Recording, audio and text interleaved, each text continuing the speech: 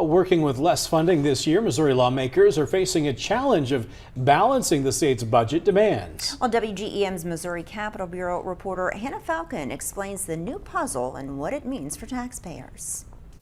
Lawmakers are making tough decisions right now about what stays and what will be cut from the state budget. Missouri's purse strings are pulled tighter this year, but Democratic lawmakers tell me it wouldn't be this way if it wasn't for tax cuts. We are struggling because we keep cutting taxes. What Missourians lose out on when budgets shrink, Democratic Representative Del Taylor tells me, is the services the government provides them. Services like free public education, park rangers, and prison workers, everyone whose salaries are dependent on taxes. We are fundamentally cutting services. We are renegotiating some of the very fundamental contracts that we have made with the public.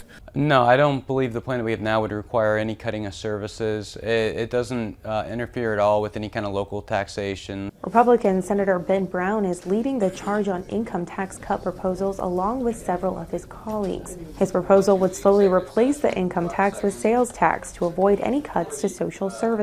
But St. Louis University professor Ness Sandoval says you can't shrink the state budget without consequences. When you cut state budgets, it is going to impact the working residents. Sandoval tells me working class families are the ones most affected when social services are lost. In Missouri, working class is considered anyone making less than $45,000 a year. That's about 30% of adults or 1 million people, according to Pew Research Center and U.S. Census data. They're trying to make ends meet every day. And so all they're asking for is a fair shake from the government to help them raise their families. The supplemental budget is one vote away from passing the Missouri House and being sent to the Senate.